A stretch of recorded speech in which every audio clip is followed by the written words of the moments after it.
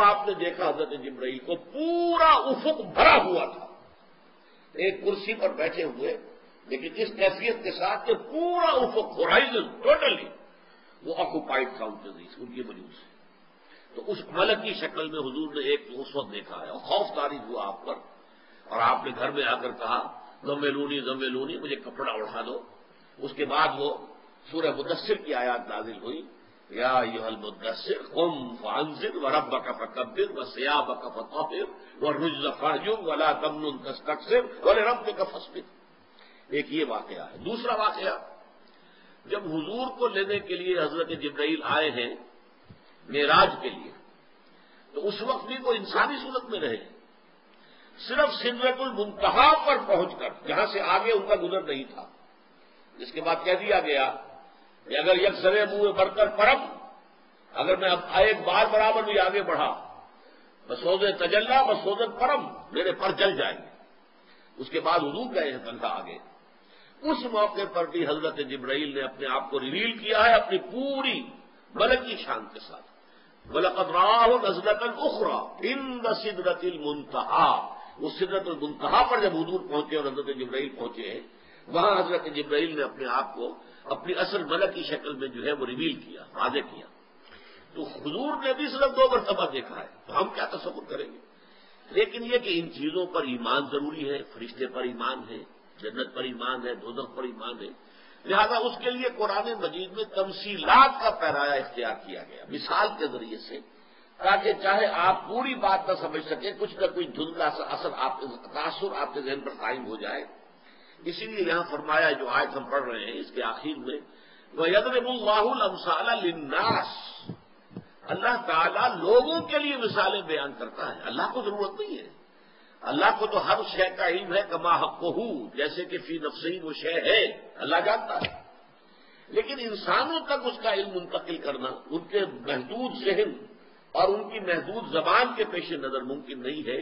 اس لیے یضرب اللہ الامثال للناس واللہ بکل شیء علیم، اور اللہ تعالیٰ ہر چیز کا علم رکھتا ہے۔ تو یہاں جو تمثیل آئی ہے، اللہ نور السماوات والارض، اللہ آسمانوں اور زمین کا نور ہے۔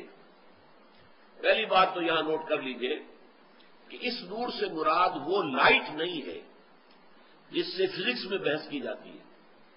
یہ فزیکل لائٹ ہے، اصل میں اس کا تعلق عالم خلق سے ہے، اگرچہ یہ ہے کہ عالم خلق اور عالم امر کے درمیان کی ایک شے بنتی ہے۔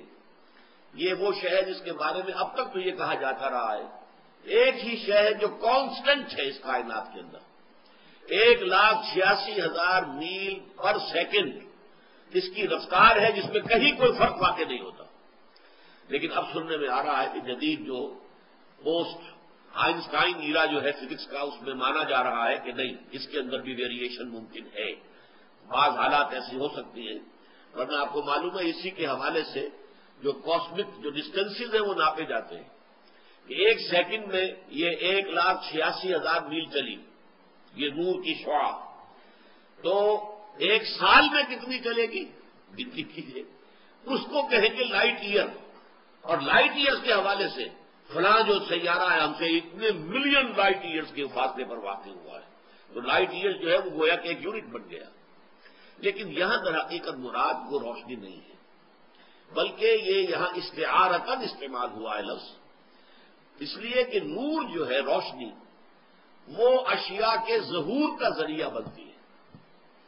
دیکھیے آپ بھی موجود ہیں، میں بھی موجود ہوں، لیکن یہ روشنی اگر گل ہو جائے نہ آپ مجھے دیکھ سکیں گے نہ میں آپ کو دیکھ سکوں گا۔ تو ہمارا ویژن جو ہے، ہمارا دیکھنا جو ہے، وہ محتاج ہے در حقیقت اس روشنی کا۔ یہ روشنی واسطہ بنتی ہے، ذریعہ بنتی ہے حقائق کے ظہور کا۔ اسی طریقے سے ایک باطنی روشنی ہے، ایمان کی روشنی ہے، نور ایمان ہے، کہ جو ذریعہ بنتا ہے اس پورے کائنات کی جو مخفی حقائق ہیں، جو میٹا فزیکل ٹروتھس ہیں، ریئلٹیز ہیں، ان کو جاننے کا ذریعہ جو ہے وہ باطنی نور بنتا ہے۔ وہ باطنی نور جو ہے اس کا تعلق اللہ تعالیٰ کی ذات کے ساتھ ہے۔ اللہ نور السماوات والارض، اللہ آسمانوں اور زمین کا نور ہے۔ مثل نور ہی، اس کے نور کی مثال ایسی ہے، لیکن یہاں نوٹ کر لیجئے کہ حضرت عبداللہ ابن عباس رضی اللہ تعالی عنہما جن کو صحابہ نے حبر الامہ مانا ہے اور جن کے لیے حضور نے دعا کی تھی اللہم فقہہ فی الدین وعلمہ التاویل، اے اللہ اس نوجوان کو دین کا فہم، گہرا فہم عطا فرما اور قرآن مجید کی تفسیر و تعویل کا علم عطا فرما۔ ان کا کہنا یہ ہے کہ یہاں مثل و نور ہی کے بعد الفاظ جو ہے محذوف ہیں۔ فی قلب المومن، مومن کے دل میں جو اللہ کا نور ہوتا ہے، اس سے مراد کیا ہے؟ نور ایمان۔ یہ نور ایمان جو مومن کے دل میں ہوتا ہے، مثل و نور ہی فی قلب المومن کمشکات فیہا مصباح۔ اب یہ تمثیل چل رہی ہے، بڑی کمپلیکس تمثیل ہے۔ ایسے ہے کہ جیسے ایک تاق ہو، یہ پرانے زمانے میں آپ کو معلوم ہے اب تو تاق کا تصور ختم ہو گیا، دیواروں میں تاق بنائے جاتے تھے، وہاں جو ہے کوئی شمع رکھی جاتی تھی، کوئی دیا رکھا جاتا تھا، تو تاق ہو مشکات فیہا مصباح، اور اس میں ایک چراغ رکھا ہوا ہے۔ المصباح فی زجاجہ، اور یہ چراغ جو ہے وہ ایک شیشے کے اندر ہے، چمنی ہے۔ پرانے زمانے میں لالٹین ہوتی تھی، اور لالٹین کے اندر بھی وہ مٹی کے تیل کے ذریعے سے وہ جو بھڑک رہا ہے شعلہ، لیکن اس کے گرد وہ چمنی جو ہے وہ شیشے کا ہول، تاکہ ہوا جو ہے ادھر ادھر اس شعلے کو ادھر سے ادھر نہ کرے، بلکہ وہ اسٹیڈی رہے، قائم رہے۔ نفس مطمئنہ جس کو کہتے ہیں، اسی طریقے سے وہ شعلہ جو ہے اپنی جگہ پر برقرار رہے۔ تو یہ اور بڑے بڑے جو گلوبس ہوتے تھے پرانے زمانے میں، ہم تو بچپن میں استعمال کرتے رہے، لیمپ ہے اور اس کے اوپر گلوب سفید رنگ کا، دودھیا رنگ کا گلوب لگا ہوا ہے۔ تو مثل نور ہی فی قلب مومن، مومن کا نور ہوتا ہے، یعنی نور ایمان۔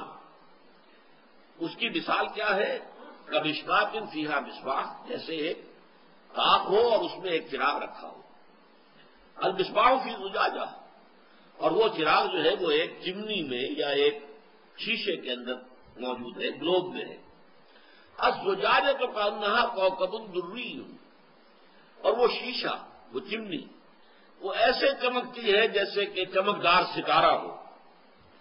یوقد من شجرۃ مبارکۃ زیتونۃ لا شرقیۃ ولا غربیہ، وہ چراغ جلتا ہے ایک ایسے درخت، مبارک درخت زیتون کے، ایک ایسے مبارک درخت کے تیل سے کہ جو نہ شرقی ہے نہ غربی ہے۔ یکاد زیتھا، اور اس کا تیل جو ہے اتنا لطیف ہے، اتنا صاف و شفاف ہے کہ وہ بھڑک اٹھنے کو تیار ہے۔ لو لم تمسسہ نار، چاہے اسے ابھی آگ نے چھوا بھی نہ ہو۔ نور علی نور، اور اگر آگ چھو لے تو روشنی پر روشنی ہے، نور پر نور ہے۔ اب اس کو یوں سمجھیے، پچھلے زمانے سے آپ کو معلوم ہے کہ تیل کے ذریعے سے دیا ہو، چراغ ہو، اس کے اندر تیل جلتا تھا، لیکن تیل میں زمین و آسمان کا فرق ہے۔ کڑوا تیل ہے، وہ خود جو ہے آگ کو اختیار نہیں کرتا، آپ کو اس میں روئی کی بتی لگانی پڑے گی، وہ بتی سٹ کرے گی تیل کو، اس میں وہ تیل جلے گا، براہ راست تیل نہیں جلے گا، بلکہ تیل کو جلانے کے لیے آپ کو درمیانی ایک واسطہ بتی کا اختیار کرنا پڑا۔ لالٹین میں کیا ہوتا تھا؟ لالٹین میں بھی مٹی کا تیل ہے نیچے اس کے سٹور جو ہے، لیکن اس کے اندر سے بتی جو اوپر آ رہی ہے وہ وہاں سے تیل کو سٹ کر کے اوپر لا رہی ہے، اور اس بتی کے ذریعے سے وہ تیل جل رہا ہے، ورنہ براہ راست آپ سلائی دکھائیں گے مٹی کے تیل کو تو مٹی کا تیل تو نہیں جلے گا۔ اس کے برعکس آپ کو معلوم ہے پیٹرول جو ہے وہ خود آگ کو آگے بڑھ کر پکڑتا ہے، یعنی یہ کہ چاہے ابھی اس کے پاس جو ہے وہ چنگاری نہ آئی ہو، اسی لیے آپ کہتے ہیں جہاں پر بھی یہ تیل کے جو اسٹیشنز ہوتے ہیں، گیس اسٹیشنز یا آئل پمپس وغیرہ جہاں، تو وہاں سگریٹ جلانا، ماچس جلانا سختی کے ساتھ منع ہے، اس لیے کہ کسی بھی وقت وہ پیٹرول جو ہے وہ پکڑ لے گا، دھماکہ ہو جائے گا، تباہی آ جائے گی۔ یہ ہے فرق تیل اور تیل کے اندر۔ اب ظاہر بات ہے جس زمانے میں قرآن نازل ہو رہا ہے پیٹرول کا بھی وجود نہیں تھا، انسان نہیں جانتا تھا، پیٹرول سے واقف نہیں تھا، لیکن انتہائی صاف اور شفاف تیل ہونے کے اعتبار سے زیتون کا تیل، اور زیتون بھی عام نہیں، ایسا زیتون کا درخت جو نہ شرقی ہو نہ غربی ہو، اس کو کہا ہے